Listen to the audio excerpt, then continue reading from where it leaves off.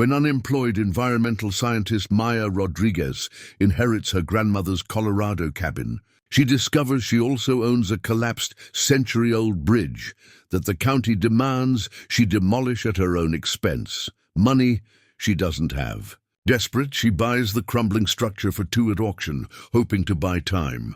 But while clearing debris, Maya uncovers her grandmother's hidden journal, revealing the bridge was part of the Underground Railroad, with a fortune in gold coins and family treasures still sealed within its foundation. Now she has 30 days to choose between financial salvation and honoring the families who trusted her ancestors with their hope. Before we jump back in, tell us where you're tuning in from. And if this story touches you, make sure you're subscribed, because tomorrow I've saved something extra special for you. Maya Rodriguez's hands trembled as she turned the key in the front door of her grandmother's cabin. The rustic wooden structure sat nestled against the Colorado mountainside, surrounded by towering pines that whispered secrets in the autumn wind. 3 months had passed since Elena Martinez's funeral, and Maya had finally worked up the courage to face what she'd inherited. The unemployment notice from her environmental consulting firm still burned in her memory. Budget cuts, they'd said. Nothing personal. But when you're 34 with a mortgage, student loans, and exactly $847 in your checking account, everything feels personal. The cabin smelled like Eleanor's lavender soap and wood polish. Dust motes danced in the afternoon sunlight, streaming through lace curtains that hadn't changed since Maya's childhood visits. Everything was exactly as her grandmother had left it. The hand-knitted afghans draped over worn furniture, the collection of ceramic owls on the mantelpiece, the stack of mystery novels by her favorite reading chair. Maya set her overnight bag on the kitchen table and pulled out the stack of official papers that had been waiting for her at the post office. Her heart sank as she read the bold letters across the top. Notice of required demolition.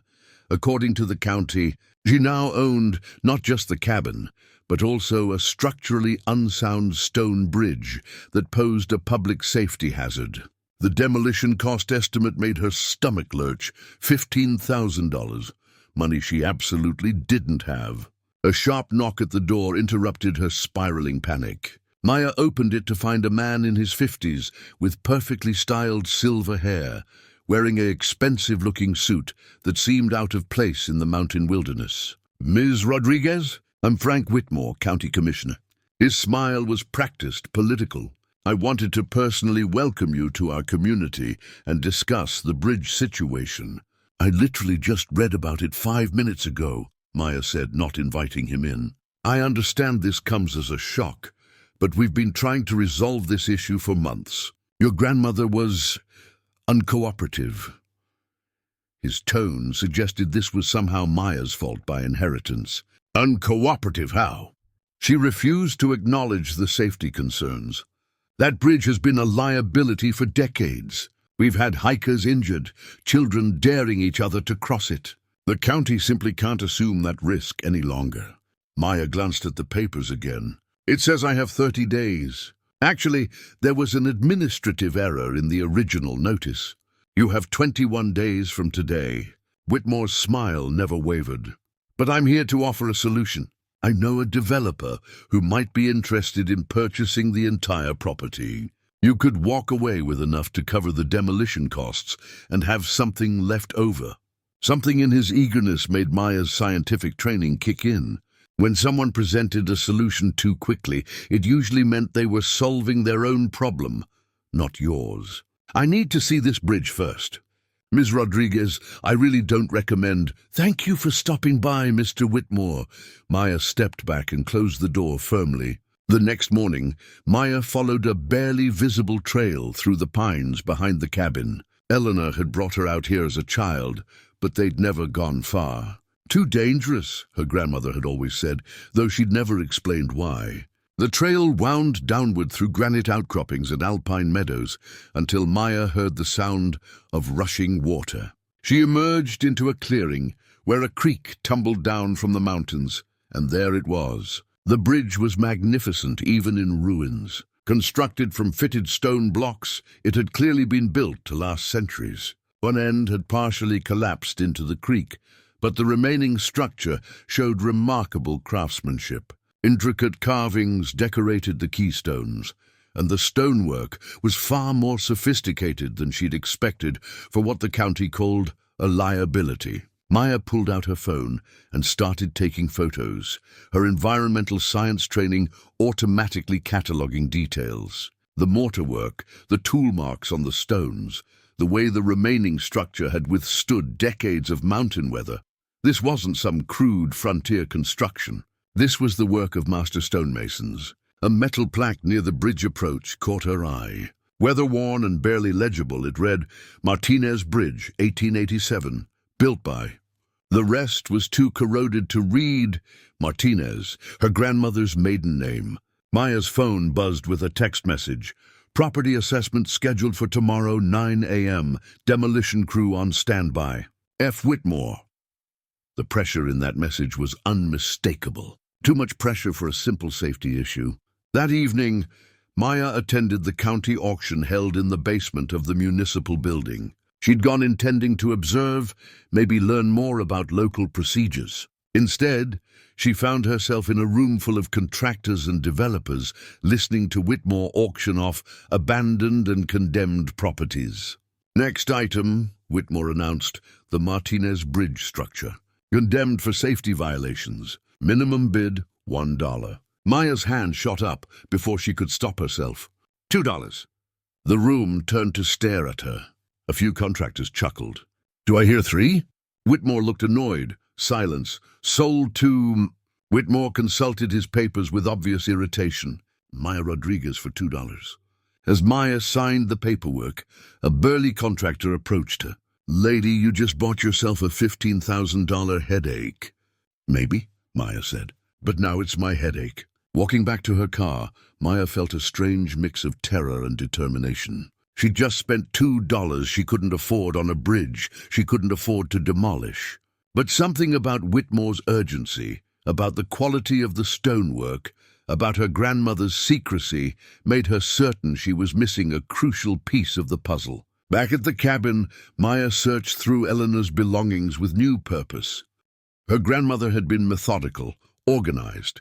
If there were secrets about that bridge, Eleanor would have left clues. In the bedroom closet, behind a row of carefully preserved dresses, Maya found a cedar chest she'd never noticed before. It was locked, but after an hour of searching, she found a small brass key taped under Eleanor's jewelry box. Inside the chest were photograph albums, old letters, and official-looking documents. But at the bottom, wrapped in faded silk, was a leather-bound journal with E.M. Private embossed on the cover.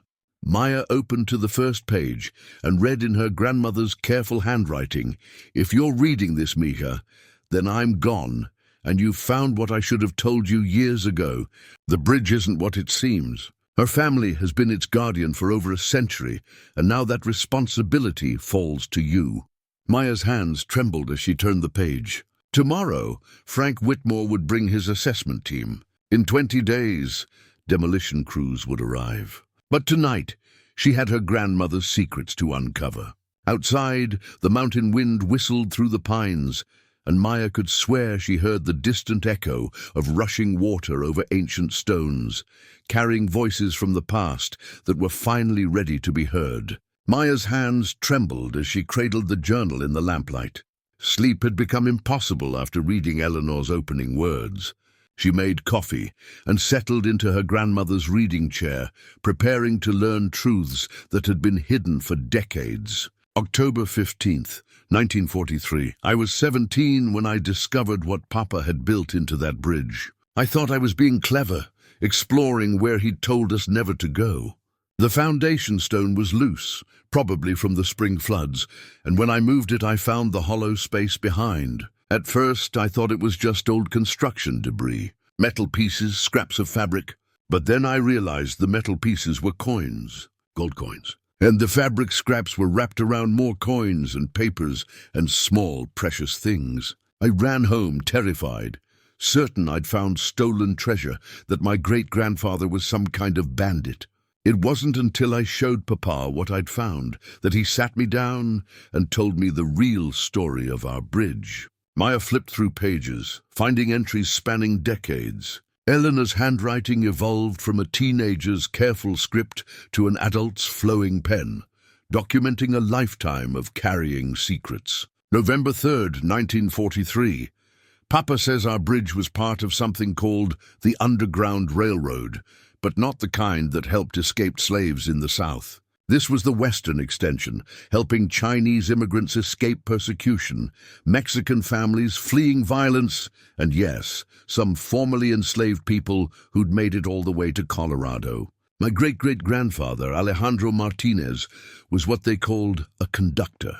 He built that bridge in 1887 with hidden compartments where families could hide their most precious possessions if they were being pursued.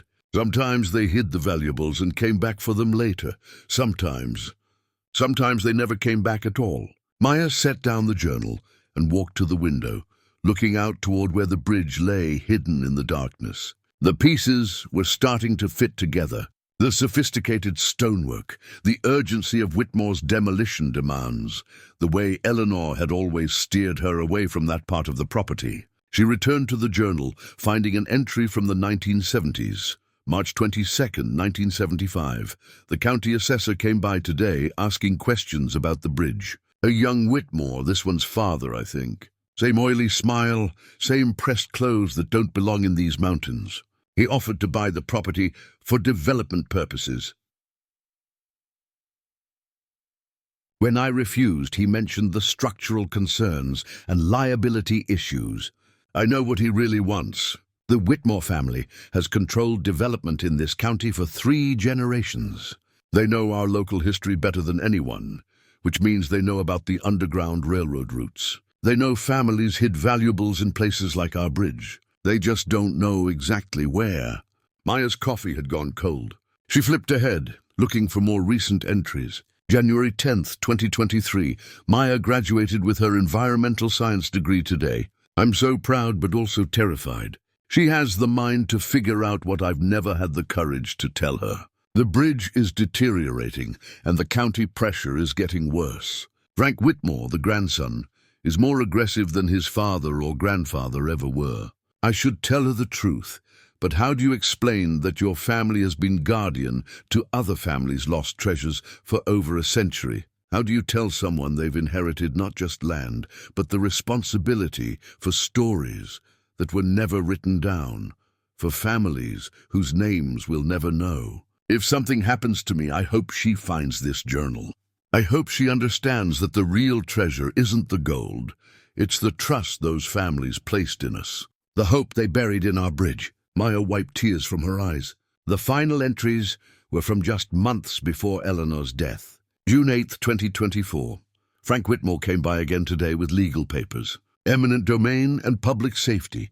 I know he's trying to pressure me into selling before I die, so Maya won't have to deal with it.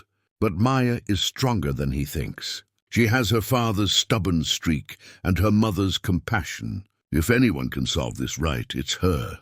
I've left clues in this journal, maps, measurements, coded references. If she's smart, and she is, she'll figure out exactly where the main cache is hidden. Then she'll have to make the choice I never could. What do you do with other people's hope? Maya flipped to the back of the journal and found folded papers tucked into the binding. Hand-drawn maps showing the bridge from multiple angles with measurements and notations in Eleanor's precise script. Cryptic phrases like "third stone from the eagle's wing" and "where the water sings loudest." One page showed a detailed cross-section of the bridge's foundation, with several hollow spaces marked. But one space was marked differently, larger, more detailed, with the notation, "the repository, where the stories sleep." A loose photograph fell from between the pages. It showed the bridge in its original condition, with a group of people standing on it. Maya recognized the youngest face, a teenage Eleanor, standing next to an elderly man who must have been her father. But the other faces were diverse: Asian, Latino, black and white families, all dressed in their finest clothes, all looking directly at the camera with expressions of hope and determination. On the back, Eleanor had written, "Dedication Day, 1943, Papa told the stories. I promised to remember."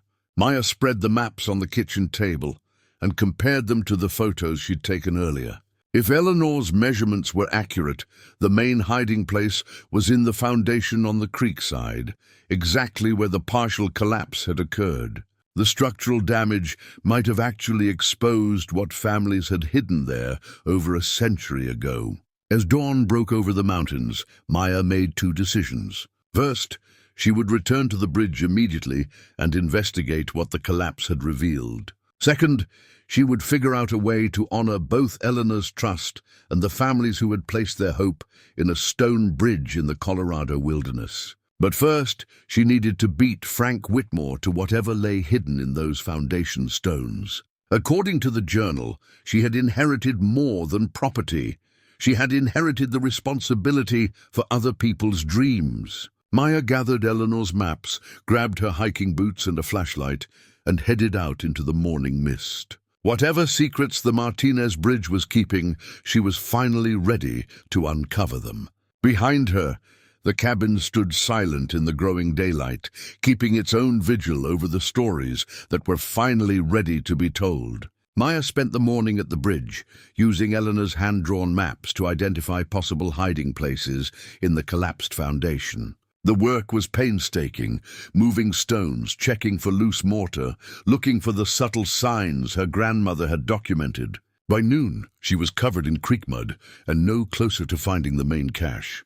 She decided to take a different approach. If the bridge was historically significant, there would be records. And if there were records, someone would know about them. The Whitmore County Historical Society occupied a converted Victorian mansion on Main Street. Maya had passed it during her brief tour of town, but never gone inside. Now, pushing through the heavy oak doors, she felt like she was stepping into another century.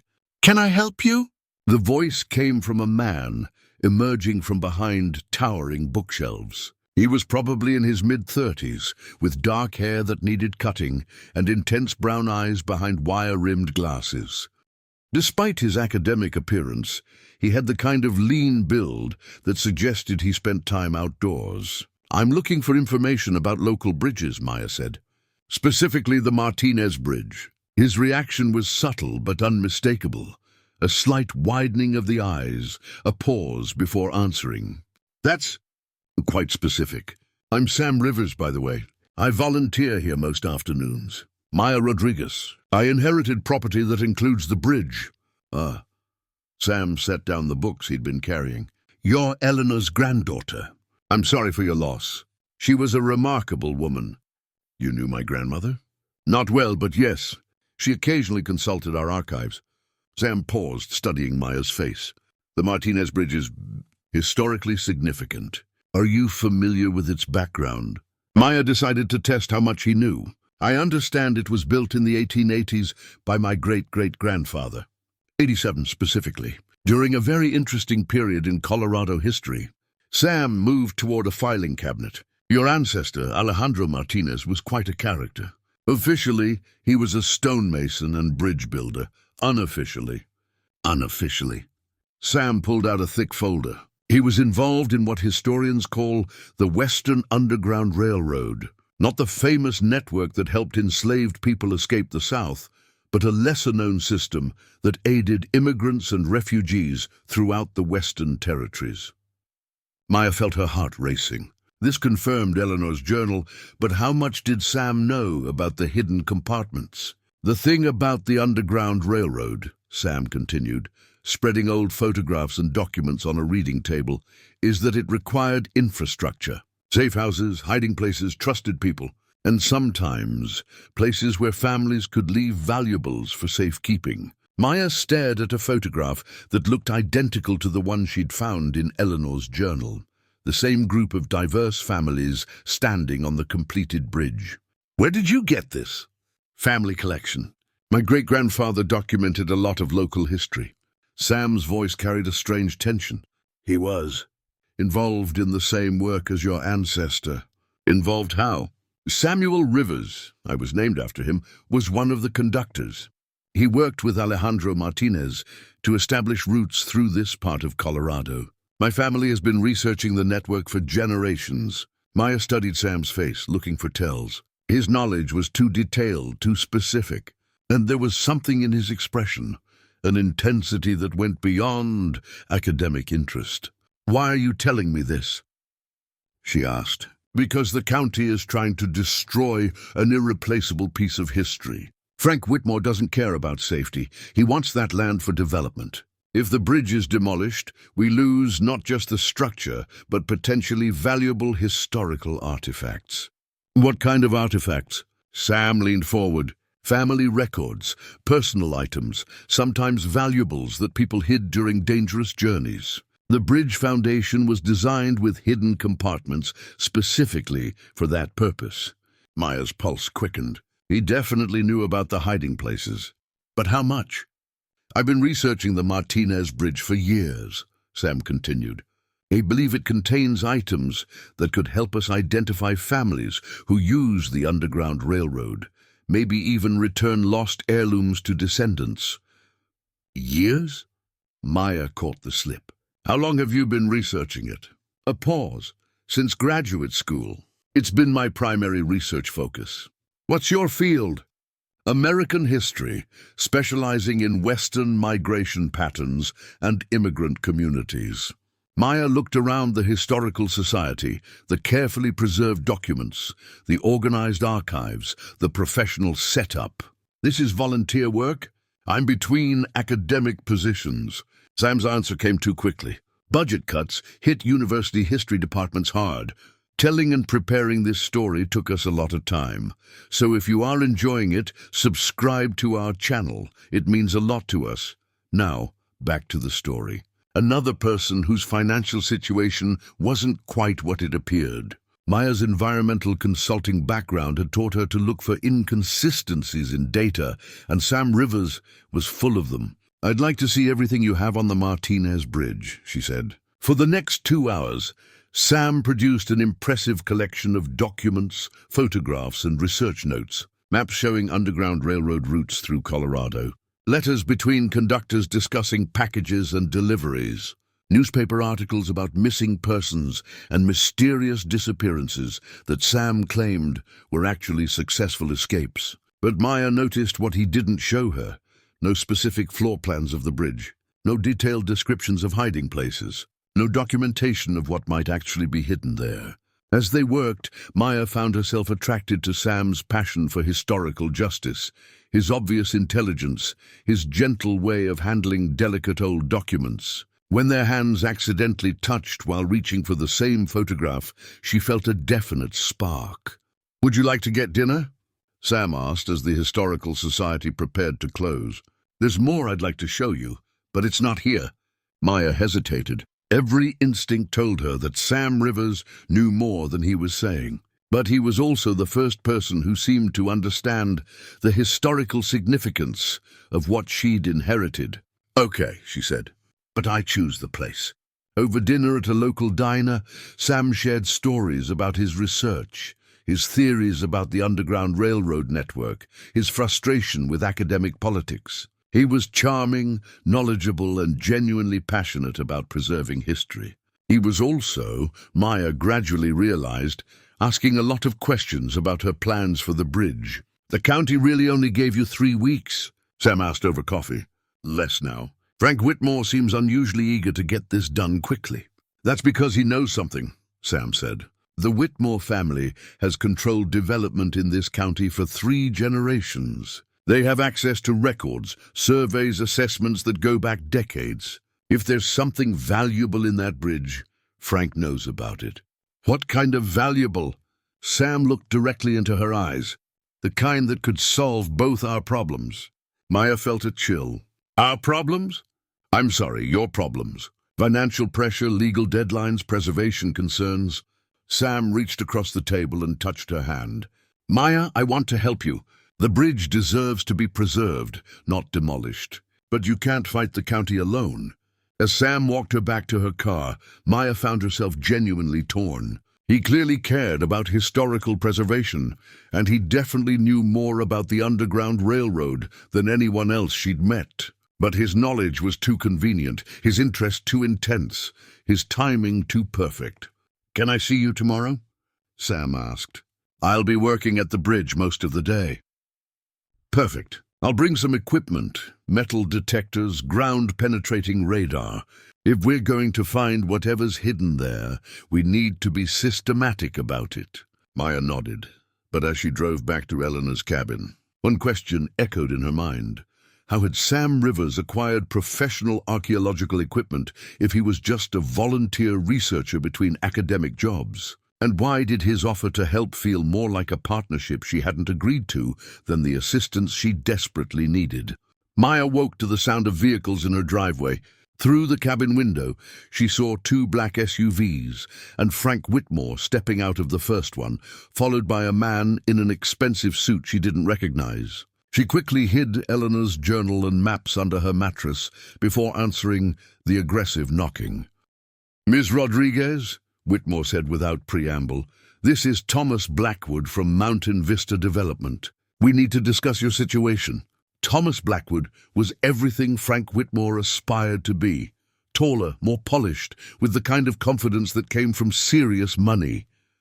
His handshake was firm, his smile predatory. "Maya, may I call you Maya? I understand you're facing some challenging deadlines." Blackwood's voice had the smooth quality of someone accustomed to getting what he wanted. "Frank has filled me in on the bridge situation. I'm here to offer a solution." "I haven't asked for a solution." $300,000, Blackwood said simply. "Cash for the entire property. You can close next week, walk away with enough to pay the demolition costs, and start fresh somewhere else."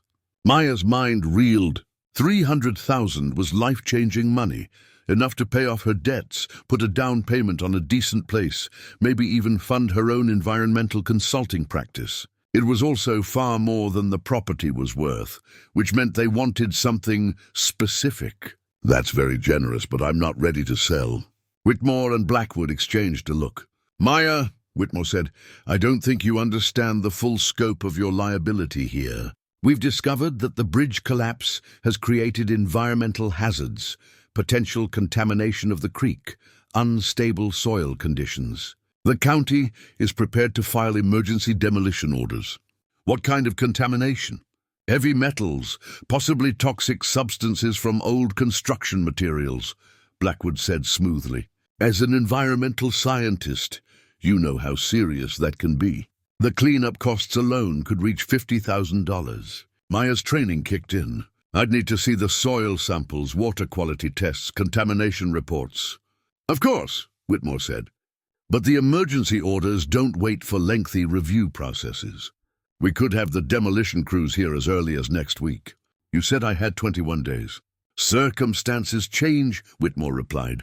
"Environmental hazards take precedence over administrative timelines." After they left, Maya sat on her grandmother's porch, feeling the walls closing in. $300,000 represented security she'd never had. But Eleanor's journal had made clear that families had trusted the Martinez Bridge with their most precious possessions. Walking away now felt like betraying that trust. Her phone buzzed with a text from Sam. "Found some interesting documents. Can you meet me at the bridge this afternoon?" Maya spent the morning conducting her own environmental assessment of the bridge area. Her training had taught her to recognize contamination signs, and she found none. The creek water was clear, the soil showed no discoloration or chemical odors, and the native vegetation was thriving. Either Whitmore was lying about contamination, or Maya's instruments weren't sensitive enough to detect it. Sam arrived at the bridge, carrying a metal detector and what looked like professional surveying equipment. He also brought printouts of historical documents Maya hadn't seen before. "I did some research after dinner last night," he said. "Look at this." The documents included land surveys from the 1880s, construction permits for the original bridge, and what appeared to be coded correspondence between Underground Railroad conductors. This letter mentions packages stored in the foundation and retrieval protocols, Sam explained. And this survey shows the bridge foundation extending much deeper than normal construction would require. Maya studied the papers. Sam's research was thorough, but she noticed that many of the documents came from private collections rather than official archives. Where exactly did you find these? Family papers, estate sales, private collectors. When you're researching something like the Underground Railroad, you have to piece together information from many sources. Sam set up the metal detector and began systematically scanning the bridge foundation. Within minutes, it started beeping consistently over specific areas, exactly where Eleanor's maps had indicated hiding places. Maya, there's definitely something metallic in there, possibly multiple objects. As Sam worked, Maya found herself watching him more carefully. His movements were too confident, too practiced. He knew exactly where to look, exactly how to operate the equipment, exactly what signals to watch for. "How long did you say you've been researching this bridge?" she asked. "Since graduate school, like I mentioned." "But you graduated when?" A slight pause. "Several years ago." Maya checked the documents again. Some were dated from estate sales within the past few months. Sam had been actively collecting information about the Martinez Bridge very recently, not years ago. "Sam, how long have you actually been in this area?" "I move around a lot for research." "That's not what I asked." Before Sam could answer, Maya's phone rang. "Frank Whitmore. Ms. Rodriguez, I'm afraid I have bad news. The environmental testing has revealed significant contamination. We've filed emergency demolition orders. You have 72 hours to remove any personal belongings from the bridge area." Maya felt her chest tighten. "That's impossible. I was just at the bridge and the orders have been filed. I'm sorry, but public safety has to take priority." The line went dead. Maya stared at her phone, trying to process what had just happened. "What's wrong?" Sam asked. "They just shortened my deadline to 3 days." Sam's reaction confirmed Maya's growing suspicions. Instead of surprise, she saw calculation in his expression, as if he was rapidly adjusting his own timeline. "Maya, we need to accelerate our search. If they're going to demolish in 3 days, this might be our only chance to find whatever's hidden there." "Our chance?" "To preserve the historical artifacts before they're destroyed." Maya looked at the metal detector readings, at Sam's stack of conveniently acquired documents, at his expression of urgent determination. Everything was moving too fast, and Sam Rivers seemed to know too much about what they might find. "I need to think about this," she said. "There isn't time to think. They could bring the demolition crews tomorrow. Then I need to find legal help, environmental protection, something to stop them." "Maya," Sam said, stepping closer, "what if we found the cache tonight? What if we documented everything properly, preserved whatever's there before the county destroys it?" There it was, the push for immediate action, the pressure to make decisions quickly, the convenient solution that required trusting someone she'd known for exactly 1 day. Maya had fallen for urgent pressure tactics before. Her consulting career had ended partly because she'd trusted a client who had pushed for fast decisions and cut corners on environmental assessments. "I'm going back to the cabin," she said. "Maya, wait." Sam caught her arm. "You don't understand how rare this is. Underground Railroad artifacts are almost never recovered intact. If we don't act now, this opportunity will be lost forever." Maya pulled free. "If it's been hidden for over a century, it can wait 1 more night." As she walked away, Maya heard Sam make a phone call. She couldn't make out the words, but the tone was urgent, frustrated. Someone else was waiting for information about the Martinez Bridge. That evening, Maya spread Eleanor's journal and maps across the kitchen table and tried to separate facts from manipulation. Frank Whitmore wanted her land for development and was using increasingly aggressive tactics to force a sale. Sam Rivers knew far too much about the bridge's secrets and was pushing for immediate excavation. But both men shared one characteristic. They were telling her she was running out of time to make a decision that would benefit them. Maya had learned in her environmental work that when multiple parties pushed for urgent action, it usually meant someone was trying to prevent careful analysis. The pressure tactics suggested that she held more power in this situation than either man wanted her to realize. Her grandmother had protected the bridge's secrets for decades. Maya could protect them for a few more days while she figured out who she could actually trust. Maya drove into town the next morning, determined to find someone who could help her navigate the legal and historical complexities she faced. Frank Whitmore controlled the county government, and Sam Rivers seemed to have his own agenda. She needed an independent ally. The elderly woman behind the counter at the local coffee shop had been watching Maya with obvious curiosity since she'd arrived. "You're Eleanor's granddaughter," the woman said, not quite making it a question. "Yes, ma'am." Maya Rodriguez. "Grace Williams. I've been wondering when you'd come around asking questions." "Questions about what?" Grace studied Maya's face with sharp blue eyes that missed nothing. "About why your grandmother spent 60 years protecting that bridge. About why Frank Whitmore's been sniffing around your property like a bloodhound. About why a certain historian has been buying up every document related to Underground Railroad activity in this county." Maya felt a surge of hope. "You know Sam Rivers? I know he's been collecting papers and photographs from estate sales all over Colorado. Real aggressive about it, too. Outbid me on several items that belonged to my own family." Grace poured Maya coffee without being asked. "Sit down, child. Time we had a proper conversation." The coffee shop was nearly empty at mid-morning.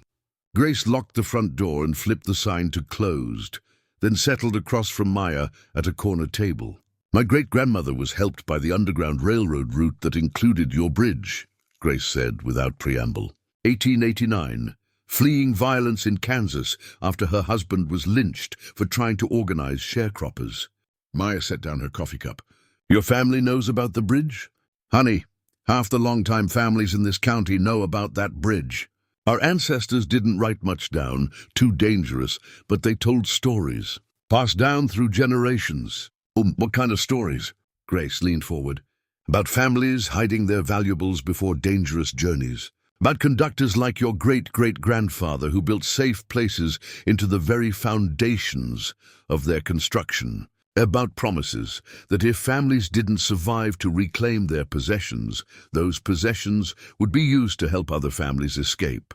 Maya felt her heart racing. Eleanor's journal mentioned something like that. Eleanor was a good woman, but she carried a heavy burden. She knew what was hidden in that bridge, but she also knew the responsibility that came with it. Those valuables don't belong to any one person. They belong to the stories of the families who trusted your ancestor with their hope. "Then you understand why I can't just sell to Whitmore and Blackwood." Grace's expression hardened. "Those two have been circling your property like vultures since before Eleanor died. The Whitmore family has controlled development in this county for 3 generations, and they've gotten rich by finding ways to claim properties with historical significance." "How?" "Environmental concerns, safety violations, eminent domain, whatever legal mechanism gets them what they want." Frank's grandfather used the same tactics in the 1950s to claim the Yamamoto farm after the family was interned during the war. Frank's father took the Chen family's market building in the 1980s, claiming code violations. Maya thought about the pattern of pressure she'd been experiencing. "They're trying to force me into a quick sale, because they know that if you take time to research your options, you'll discover legal protections for historically significant properties. The National Register of Historic Places, environmental protection laws, Native American Cultural Preservation Acts. There are ways to protect that bridge if you know how to use them. But I don't have time to learn all that. They've given me 72 hours before demolition." Grace smiled grimly. "That's where you're wrong. Emergency demolition orders can be challenged if there's evidence of historical significance or if the environmental claims are questionable. I know someone who can help." Grace made a phone call, speaking in rapid Spanish. After a few minutes, she hung up. "Deputy Maria Santos will meet us at the bridge this afternoon. She's been investigating some irregularities in county permitting processes, particularly cases where Frank Whitmore has fast-tracked demolitions on properties that later get sold to Thomas Blackwood for development." The deputy sheriff. Maria's family came here in the 1960s, fleeing violence in Mexico. Her grandmother used to tell stories about underground networks that helped families like hers find safety. Maria understands that some injustices have deep roots. That afternoon, Maya and Grace met Deputy Santos at the bridge. Maria was Maya's age, with the kind of solid presence that inspired confidence. She wore her uniform with quiet authority and carried herself like someone who had earned respect through competence rather than politics. "Miss Rodriguez," Maria said, "Grace has filled me in on your situation. I've been watching Frank Whitmore's development deals for a while now, and several things about your case raise red flags." "What kind of red flags?" Maria pulled out a tablet and showed Maya official documents. First, the environmental testing that supposedly found contamination. It was conducted by a company that Thomas Blackwood has used on multiple properties. Same company, same findings, same emergency recommendations. That seems like a conflict of interest. It is. Second, the accelerated timeline for your demolition doesn't match county procedures for environmental emergencies. Standard protocol requires at least 14 days for property owners to respond or seek independent testing. Maya felt a surge of relief. So the 72-hour deadline isn't legal. "Not without proper documentation and notification procedures," Maria confirmed. "I can file a temporary restraining order that will give you at least 2 weeks to gather evidence and legal representation." Grace nodded approvingly. Maria's been documenting a pattern of suspicious activity involving county development deals. Your bridge might be the case that finally exposes what's been happening. As they walked around the bridge foundation, Maria took photographs and notes. Maya showed her Eleanor's journal and maps, explaining the historical significance Grace had confirmed. "This is exactly what I've been looking for," Maria said. "Evidence that Frank Whitmore has been targeting historically significant properties with questionable legal tactics. If we can prove the bridge contains Underground Railroad artifacts, it becomes eligible for federal historical protection." "But how do we prove it without excavating?" Maya asked. "We document everything," Grace said. "The family stories, the historical records, the architectural evidence. And we find other families whose ancestors used this route." Maria made several phone calls, speaking with contacts in the Sheriff's Department and State Historical Preservation Office. By evening, she had filed the temporary restraining order and initiated a formal investigation into the county's environmental claims. "You've bought yourself time," Maria told Maya as they prepared to leave. "But Whitmore and Blackwood won't give up easily. They're going to escalate their pressure tactics." "What kind of escalation?" "Hard to say. They've invested too much in claiming this property to walk away quietly. Be careful and call me immediately if anything feels wrong." That evening, Maya sat in Eleanor's kitchen, feeling cautiously optimistic for the first time since inheriting the property. She had allies now, people who understood both the historical importance of the bridge and the corruption she was fighting. Her phone buzzed with a text from Sam. "Heard about the restraining order. We need to talk." Maya stared at the message. She hadn't told Sam about her meeting with Grace and Maria. The only way he could have learned about the legal proceeding so quickly was if he had connections to either Whitmore's office or the Sheriff's Department. Another text appeared. "Maya, there are things about this situation you don't understand. Meet me at the Historical Society tomorrow morning. It's important." Maya set down her phone without responding. Sam Rivers had been pushing for immediate excavation, pressuring her to trust him with minimal verification of his claims. Now he somehow knew about legal proceedings that had been filed just hours ago. Grace's warning echoed in her mind.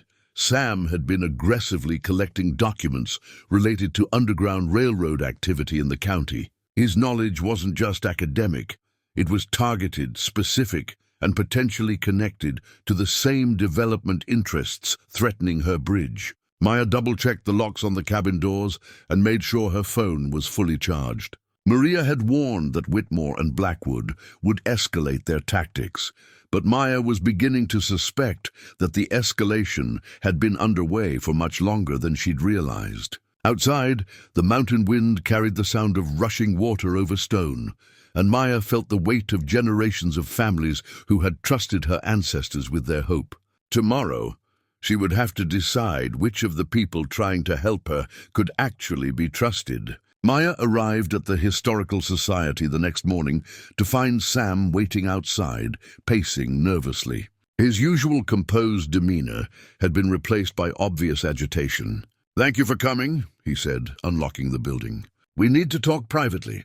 Inside, Sam led her to a back room Maya hadn't seen before, a workspace filled with maps, genealogical charts, and boxes of documents. The walls were covered with photographs of bridges, families, and historical sites throughout Colorado. "Maya, I haven't been completely honest with you," Sam began. "I figured that out yesterday." Sam pulled out a file folder thick with documents. "My real name is Samuel Rivers, and my great-grandfather was involved with the Underground Railroad. But I'm not between academic jobs. I'm a private genealogical researcher, and I've been working on this case for 3 years." "The case? The Martinez Bridge contains valuables that belong to my family." Sam's voice carried a desperation Maya hadn't heard before. "My great-grandfather, Samuel Rivers, was one of the conductors who worked with your ancestor. But unlike Alejandro Martinez, Samuel didn't own property. He was a traveling preacher who moved families along the route." Sam spread genealogical charts across the table. In 1889, Samuel was guiding a family of Chinese immigrants to safety when they were ambushed by vigilantes. The family, the Chengs, had been carrying their life savings, gold coins they'd earned working on the railroad construction. "Before the attack, they hid the coins in your bridge."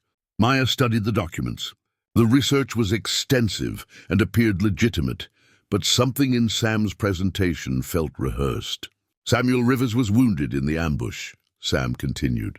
"The Chung family was killed. Before Samuel died, he gave my great-grandmother a detailed description of where the gold was hidden and made her promise that if the Chungs had no surviving family, the gold should be used to help other families escape persecution." "How much gold are we talking about?" "Based on Samuel's description, probably 50 to 60 coins. At today's prices, maybe $200,000. Maya felt her stomach drop. $200,000 would solve Sam's financial problems just as thoroughly as it would solve hers. Samuel's description includes specific architectural details, measurements, markings, construction techniques, details that match your grandmother's maps exactly. Sam pulled out a worn leather journal.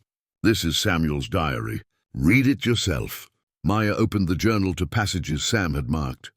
The handwriting was faded but legible, describing Underground Railroad routes, families helped to safety, and specific details about hiding places constructed by Alejandro Martinez. But as Maya read, she noticed inconsistencies. The ink was too uniform. The paper aging looked artificial, and some of the historical details didn't match what Grace had told her about Underground Railroad operations in Colorado. "Sam, this journal is a fake." "What?" "The historical details are wrong. Grace Williams told me that Underground Railroad conductors in this area primarily helped Mexican and black families, not Chinese immigrants. The Chinese Exclusion Act wasn't passed until 1882, and the railroad construction in this area was completed by then." Sam's face went through several expressions: surprise, calculation, then resignation. "Okay," he said finally. "The journal is reconstructed, but the core facts are true. My family does have a legitimate claim to valuables hidden in that bridge." "Based on what evidence?" Sam was quiet for a long moment. When he spoke again, his voice had changed, less desperate, more cold. "Based on 3 years of research. Based on estate sales, where I outbid local families for documents they didn't understand the value of. Based on tracking down every surviving descendant of Underground Railroad conductors in this region." Maya felt a chill. "You've been planning this for 3 years. Maya, you inherited that bridge by accident. I've spent my entire adult life researching the families who use those Underground Railroad routes. They've identified at least 12 families who hid valuables in bridges and safe houses throughout Colorado. Your bridge is just the one with the largest cache. You're a treasure hunter. I'm someone who understands that historical artifacts belong to the people whose families created them, not to whoever happens to inherit property. Maya stared at the man she'd been attracted to just days before. You manipulated me. The research you shared, the equipment you brought, the pressure to excavate immediately, you've been playing me from the start. I tried to make it mutually beneficial, Sam said. You needed help fighting Whitmore and Blackwood. I needed access to the bridge. We could have worked together. And now! Sam's expression hardened.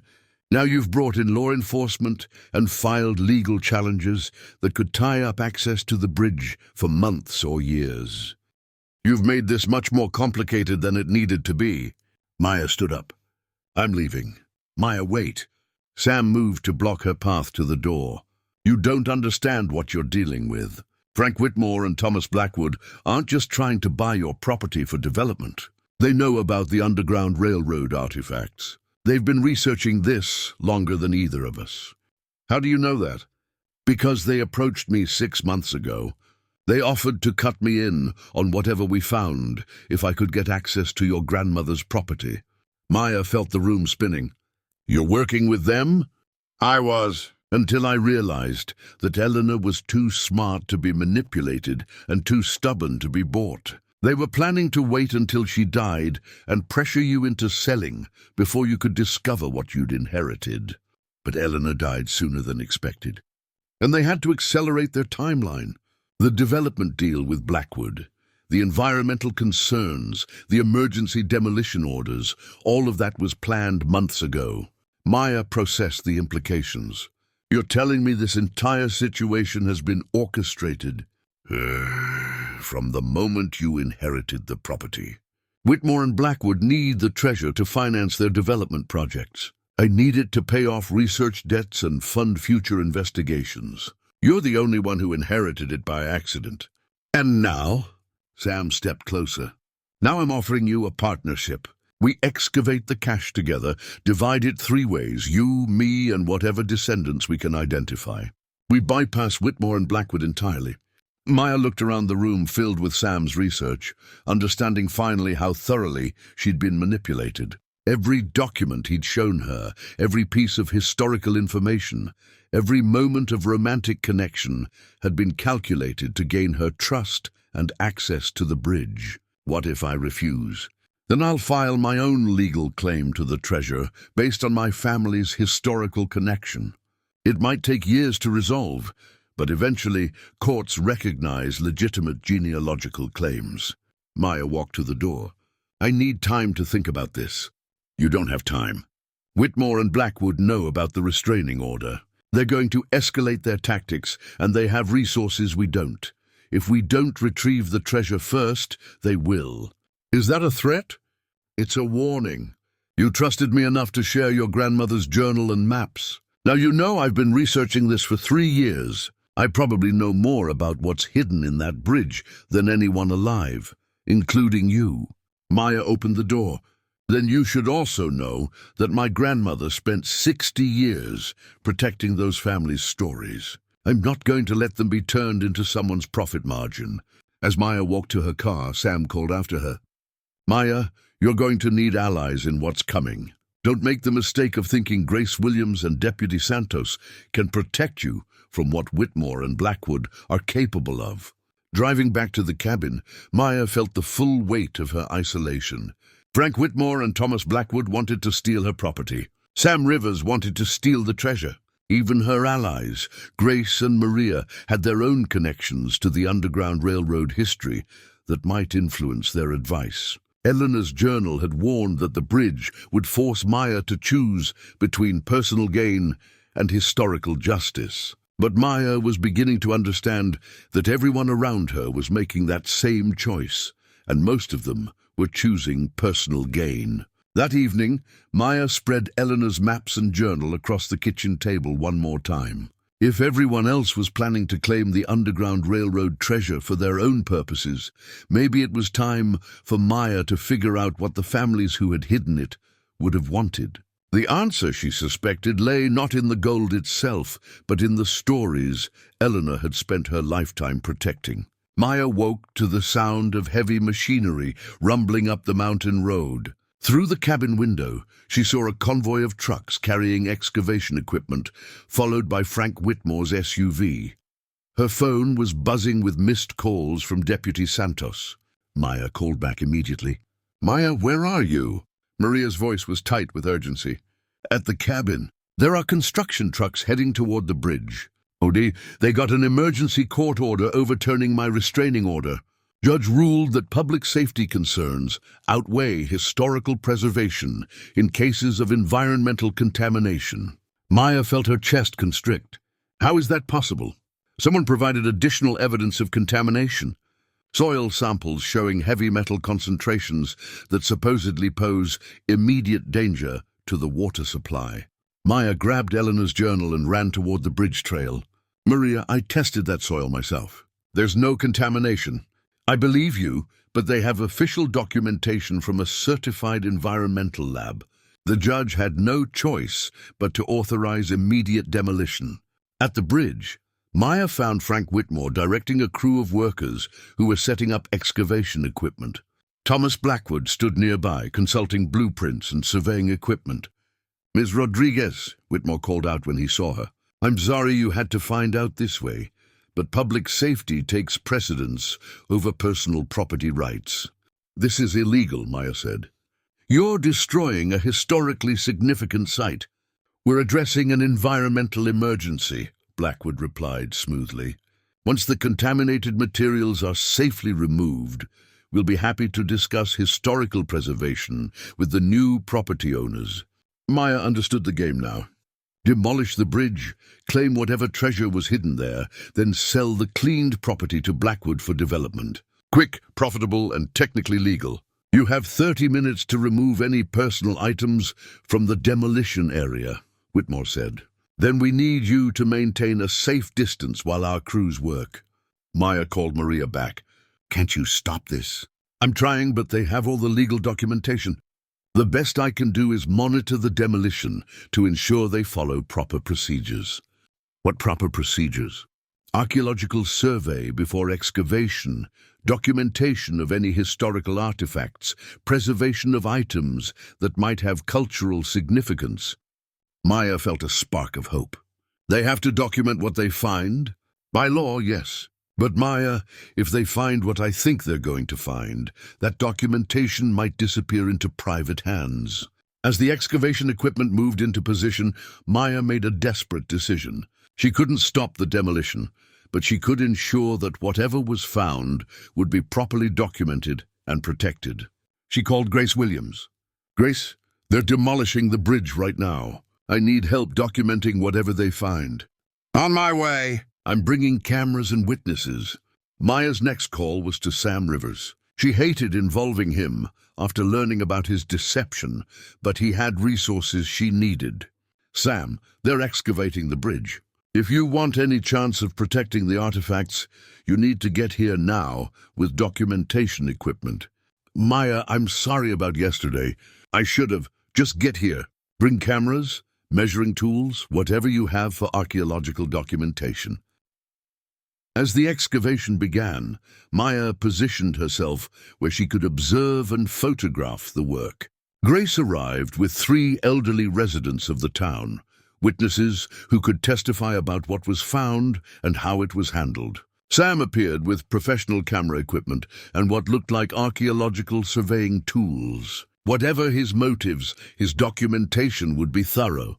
The excavation crew worked efficiently, clearly following pre-planned procedures. They knew exactly where to dig, which confirmed Maya's suspicion that Whitmore and Blackwood had detailed information about the bridge's construction. Within 2 hours, the crew had exposed the main foundation chamber Eleanor's maps had identified. Maya heard one of the workers call out, "We've got something here."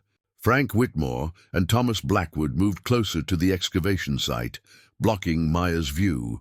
But Sam had positioned himself with a telephoto lens, and Grace's witnesses were taking notes from multiple angles. "They found it," Sam said quietly, lowering his camera. Multiple containers. Looks like they're wrapped in oiled cloth, probably preserved for over a century. Maya watched as the crew carefully extracted what appeared to be several wrapped bundles from the bridge foundation. Whitmore and Blackwood conferred in urgent whispers, clearly excited by the discovery. But then something unexpected happened. As the workers unwrapped the first bundle, Maya saw not just gold coins, but papers, photographs and personal items, family documents, jewelry, letters in multiple languages. "This isn't just treasure," Grace said, watching through binoculars.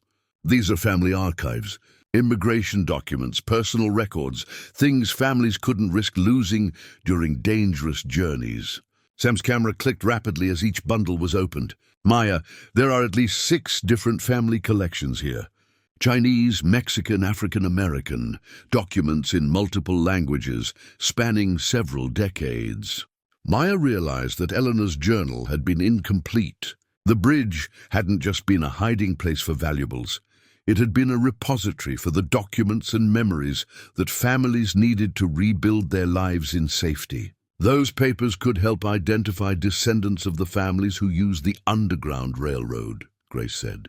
Birth certificates, marriage records, property deeds, things that prove family histories that were often erased from official records. As the excavation continued, Maya saw Whitmore and Blackwood growing increasingly agitated. Whatever they had expected to find, the reality was more complex than they had planned for. "They're arguing," Sam observed. Blackwood keeps pointing at his watch, and Whitmore is on his phone. Maya's phone buzzed with a call from Maria Santos. "Maya, I've got news. The environmental lab that provided the contamination evidence? They have no record of testing your property. Someone forged those documents. Can you stop the demolition?" "Already in motion. I've got state environmental inspectors en route, and I've contacted the FBI about potential fraud involving federal environmental regulations." Maya felt a surge of hope, but as she looked at the excavation site, she realized it might be too late. The bridge foundation had been destroyed, and most of the hidden artifacts had already been removed. But Sam was still documenting everything. Grace's witnesses were taking detailed notes, and Maya had photographed the entire process. Whatever happened to the physical artifacts, the evidence of what had been found would be preserved. "Maya," Sam said, "we need to follow those artifacts. Once Whitmore and Blackwood transport them off your property, it's going to be much harder to prove they were stolen." "How do we follow them?" Grace smiled grimly. "Honey, I've lived in this county for 70 years. I know where everybody goes and who they talk to. Those men think they're smarter than a bunch of mountain folks, but they're about to learn different." As the sun set over the destroyed bridge, Maya felt a strange mix of loss and determination. The physical structure Eleanor had spent her lifetime protecting was gone, but the stories it had guarded were finally going to be told. The race against time wasn't over, it was just beginning. Maya spent the night documenting everything she, Sam, and Grace had recorded during the excavation. By dawn, they had created a comprehensive record of the artifacts removed from the bridge, photographs, written descriptions, and witness statements from Grace's friends. But when Maya drove to the excavation site that morning, she found the area completely cleared. Not just cleaned up, sanitized. Fresh gravel covered the ground where the bridge foundation had been, and new no trespassing signs were posted around the perimeter. Her phone rang immediately. "Frank Whitmore. Ms. Rodriguez, I wanted to inform you that the environmental cleanup has been completed successfully. The contaminated materials have been properly disposed of according to EPA guidelines." "What about the historical artifacts?" "I'm not sure what you're referring to. Our crews found some old construction debris and a few items of no significant value. Everything has been catalogued and disposed of appropriately." Maya felt her anger rising. "Frank, I have photographs of what was removed from that bridge. Gold coins, family documents, personal items that are over a century old." A pause. "Ms. Rodriguez, I think you may be mistaken about what you saw. Construction sites can be confusing for untrained observers. Perhaps you photographed ordinary construction materials and misinterpreted their significance. I'm an environmental scientist. I know the difference between construction debris and historical artifacts. Of course. Well, if you believe you observed anything irregular, I encourage you to file a report with the appropriate authorities. The line went dead. Maya stared at her phone, understanding that Frank Whitmore had just threatened her with the legal system while pretending to encourage her to use it. She called Maria Santos immediately. Maria, they're claiming the artifacts never existed. They've completely cleaned the site and posted it as a disposal area for contaminated materials. I was afraid of that. The FBI agents arrived this morning, but Whitmore's people were ready for them. They have documentation showing that environmental cleanup was completed according to federal guidelines, and they're claiming that any artifacts people think they saw were actually modern construction materials mixed with old debris. But we have photographs, which they'll claim show construction debris. Maya, these people have been planning this for months. They have paperwork, official procedures, and legal cover for everything they've done. Maya felt the walls closing in again. What about the forged environmental tests? That's where we might have them.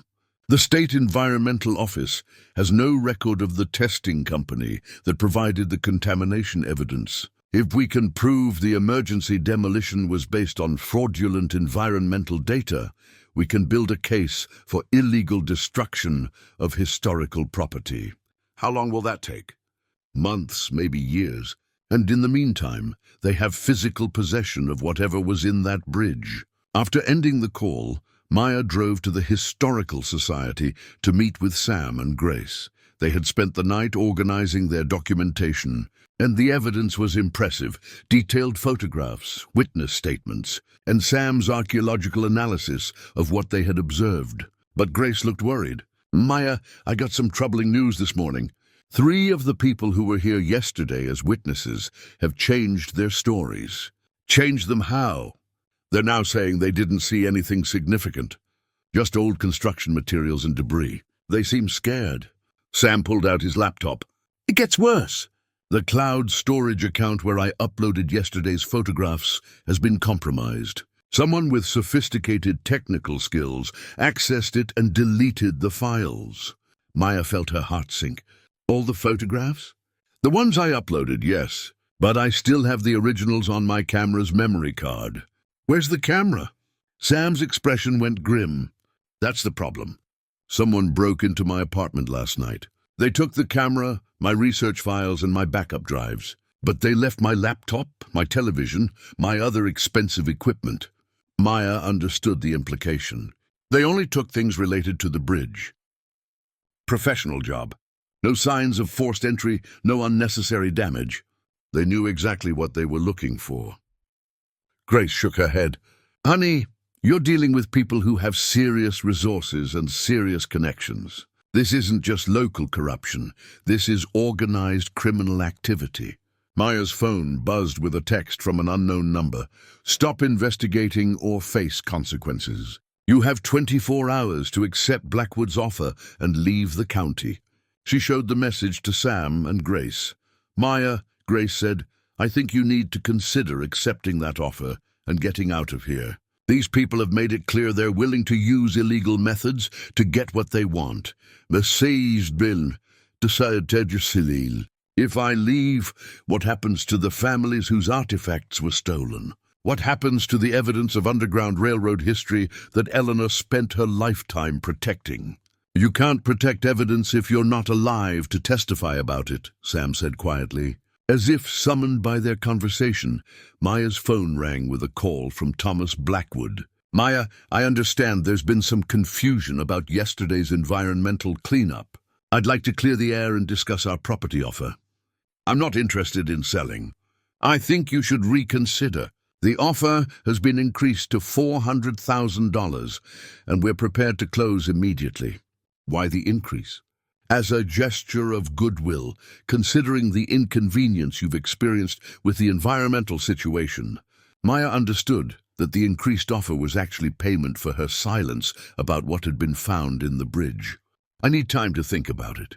Of course. But Maya, I should mention that staying in this area might become uncomfortable for you. Small mountain communities can be unwelcoming to outsiders who cause problems. Another threat delivered with corporate smoothness. That afternoon, Maya discovered what Blackwood meant by uncomfortable. Her car's tires had been slashed. The cabin's phone line had been cut. And when she drove to town for supplies, she noticed the same black SUV following her at a discreet distance. By evening, Maya felt completely isolated. Her documentation had been stolen or destroyed. Her witnesses had been intimidated into changing their stories, and she was being actively threatened by people with resources and connections that exceeded her ability to fight. But as she sat in Eleanor's reading chair, surrounded by her grandmother's books and memories, Maya realized something important. Eleanor had faced the same pressures for 60 years and had never given up. The difference was that Eleanor had protected the bridge's secrets by keeping them hidden. Maya needed to protect them by exposing them. Her phone rang. Maria Santos. Maya, I've been thinking about our conversation this morning. If Whitmore and Blackwood have the artifacts, they need to do something with them. They can't just keep priceless historical items in a safe deposit box forever. What do you mean? They either need to sell them through illegal antiquities markets, or they need to legitimize their ownership somehow. Either way, they'll leave a trail we can follow. How? I've contacted the FBI's art crime team and the Department of the Interior's Cultural Resources Division. If those artifacts surface anywhere, auction houses, private sales, museum donations, we'll know about it. Maya felt a spark of hope. So we wait for them to make a mistake? We wait for them to try to profit from what they stole. In the meantime, you need to decide whether you're willing to stay and fight or whether you want to take their money and walk away. Maya looked around Eleanor's cabin filled with 70 years of accumulated memories and protected stories. I'm staying. Then we need to keep you safe while we build a case. I'm arranging for increased sheriff's patrols in your area, and I want you to check in with me every 12 hours. Maria, what if they escalate beyond intimidation? Then we'll deal with that when it happens. But Maya, these people have invested too much in this operation to walk away quietly. The pressure is going to get worse before it gets better. As Maya hung up, she realized that her grandmother's journal had been wrong about one thing. The real treasure wasn't the gold coins or family documents hidden in the bridge. The real treasure was the choice to stand up for justice, even when powerful people were determined to prevent it. Eleanor had made that choice for 60 years. Now it was Maya's turn.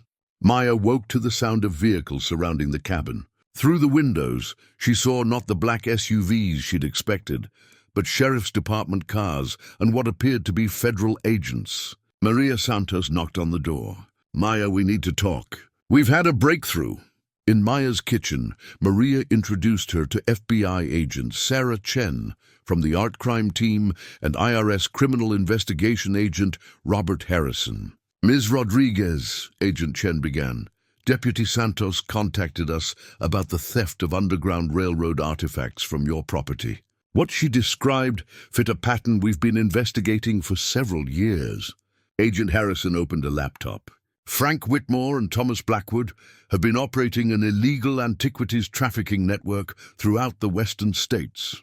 They identify historically significant properties, use legal pressure to force sales or demolitions, then remove and sell valuable artifacts through private collectors.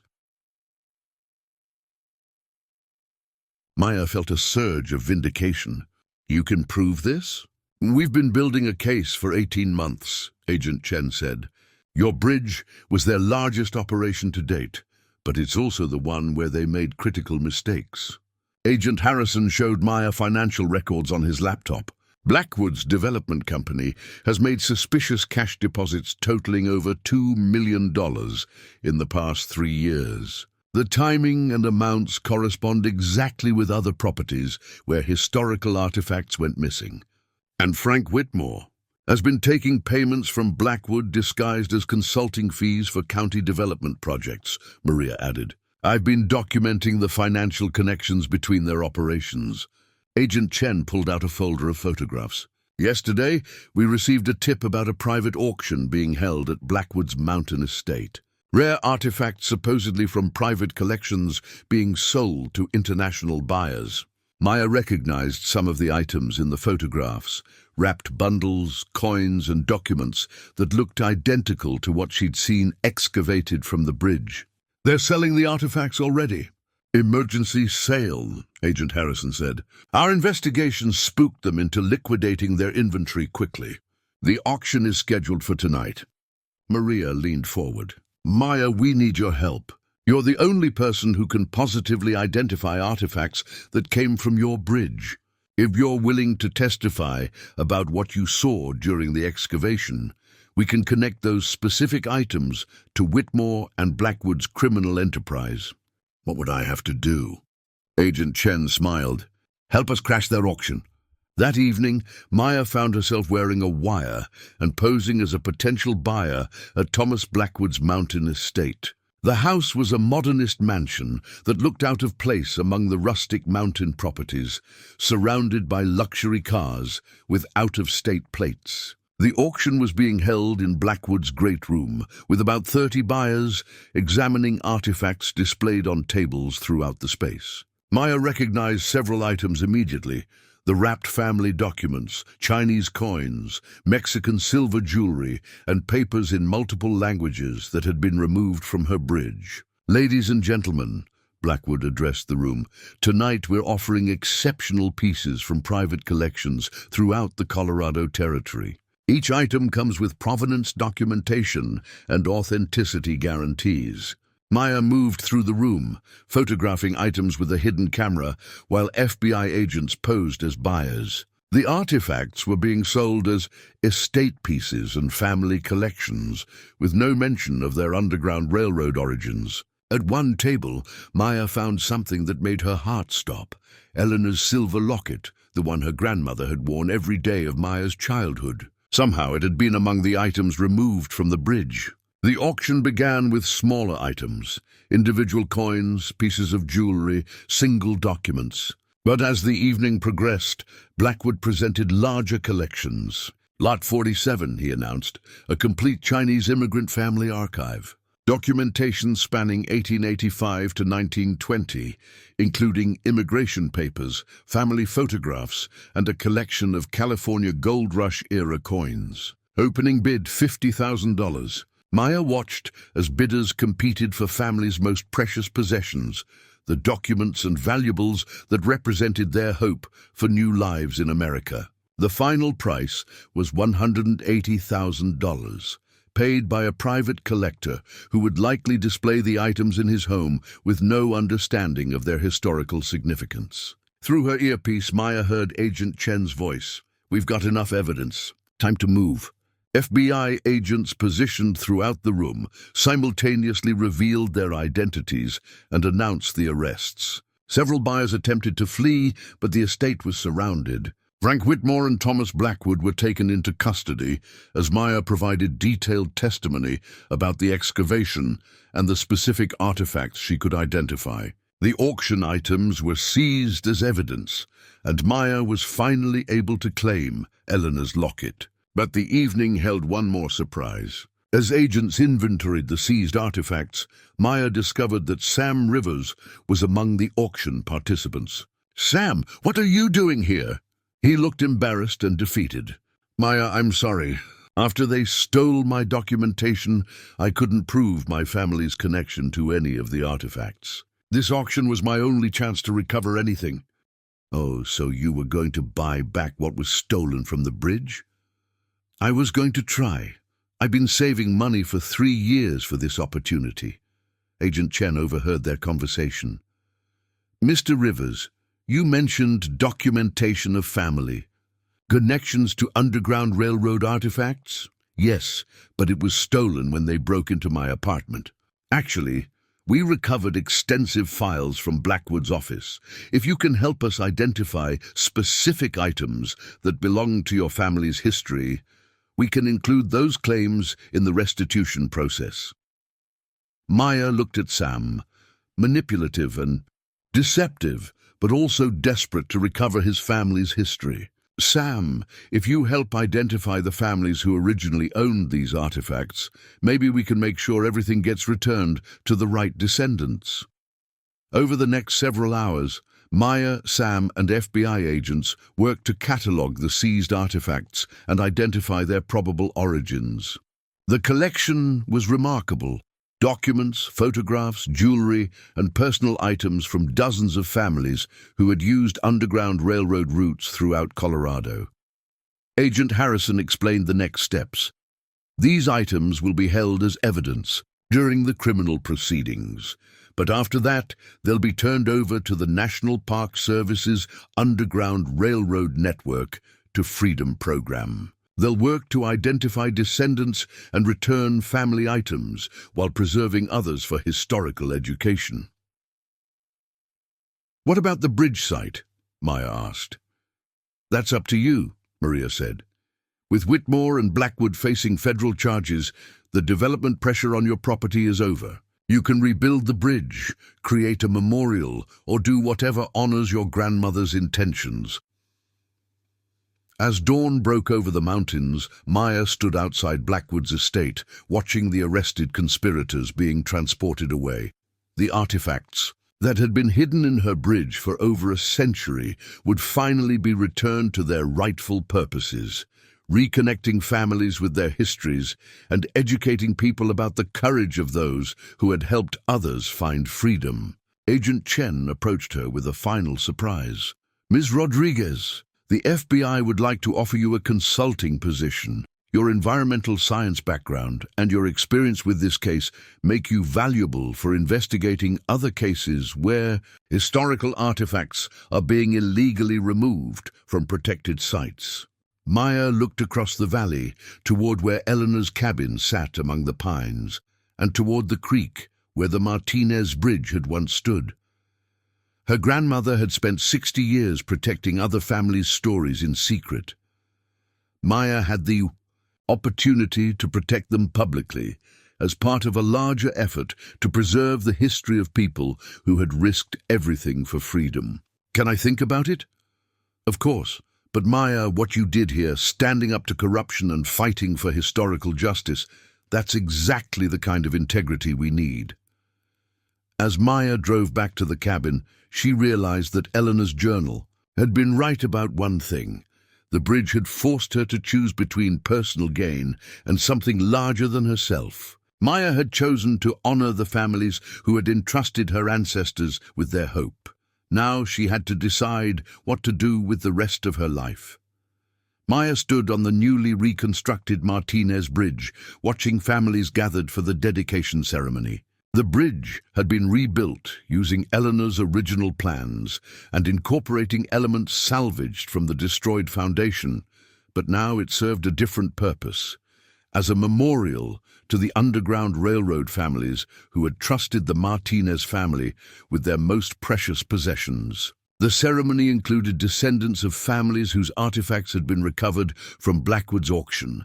Maria Cheng, whose great-great-grandparents had hidden gold coins in the bridge before being killed by vigilantes, had traveled from California to see where her family's journey toward freedom had intersected with Maya's ancestors. Roberto Valdez, whose family's immigration documents had been preserved in the bridge's foundation, brought his children to learn about their history.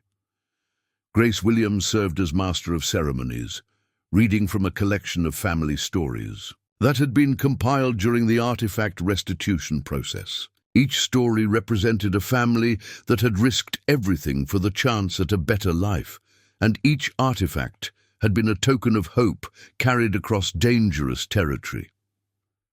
The Martinez Bridge, Grace announced, was more than a crossing over water.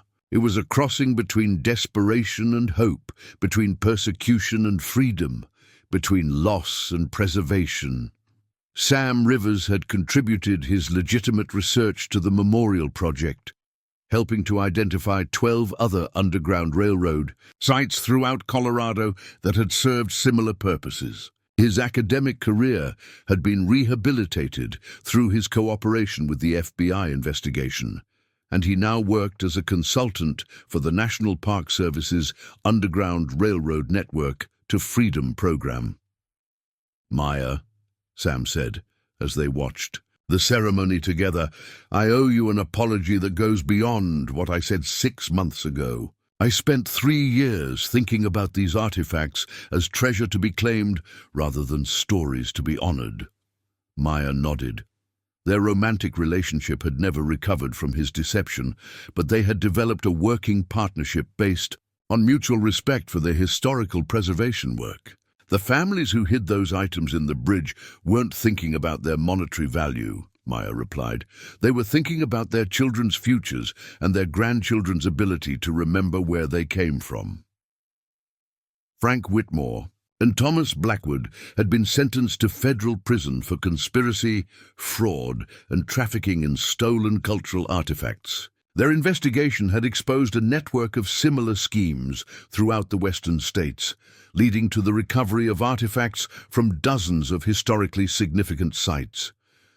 Deputy Maria Santos had been promoted to detective and now led a task force investigating the intersection of local corruption and historical artifact theft. Her work had resulted in new federal protections for Underground Railroad sites and other historically significant properties. "Ms. Rodriguez," Agent Chen approached Maya during the ceremony. "Have you given any more thought to our consulting offer?" Maya had spent 6 months considering the FBI's proposal. The work would involve traveling throughout the country, investigating cases where historical artifacts were being illegally removed from protected sites, and helping to preserve the stories of marginalized communities whose histories were often overlooked by traditional preservation efforts. "I've decided to accept," Maya said, "but I want to make this my base of operations." Maya had used the insurance settlement from the original bridge's destruction, combined with federal grants for historical preservation, to transform Eleanor's cabin into a research center for Underground Railroad history in the western states. The property now included the Memorial Bridge, a visitor center, and archives for family documents and artifacts. "Eleanor would be proud," Grace said, joining their conversation. "She spent 60 years protecting these stories in secret. Now they're being told where the whole world can learn from them." The dedication ceremony concluded with the unveiling of a plaque that read, "In memory of the families who entrusted their hopes to strangers, and in honor of those strangers who kept faith with that trust across generations." As the crowd dispersed, Maya walked to Eleanor's grave in the small cemetery overlooking the bridge. She had finally learned the full story of the responsibility she had inherited. "Abuela," Maya said quietly, "I understand now why you never told me about the bridge. You were protecting not just the artifacts, but the choice each generation would have to make about what to do with other people's trust." Maya had discovered that the real treasure had never been the gold coins or valuable documents hidden in the bridge's foundation. The real treasure was the network of relationships, the community of people committed to helping others find safety and freedom, and the ongoing responsibility to preserve and honor stories that might otherwise be lost. Her phone buzzed with a message from Agent Chen. "New case in New Mexico. Pueblo artifacts being illegally removed from ancestral sites. Could use your expertise." Maya looked across the valley at the cabin where she had grown up visiting her grandmother, at the bridge where generations of families had hidden their hopes, and at the mountains that had witnessed countless stories of courage and survival. She had found her calling, like her great-great-grandfather Alejandro, who had built safe passages for families seeking freedom. Maya would spend her career protecting the stories and artifacts that connected people to their histories and their identities. The Martinez Bridge had been rebuilt as a memorial, but Maya had been transformed into something Eleanor had always hoped she could become: a guardian of other people's stories, a protector of the courage and hope that ordinary families carried with them through extraordinary journeys. 3 hours after the ceremony ended, Maya found herself in the cabin's converted office, video conferencing with Dr. Patricia Morales from the Smithsonian's National Museum of African American History and Culture. The museum wanted to create a traveling exhibition about Western Underground Railroad routes, and Maya's research center would be the primary source for artifacts and family stories. Up next, we have two more incredible stories that are waiting for you. Just click the image you want to watch, and it will take you there. If you enjoyed this video, make sure to subscribe. It would mean a lot.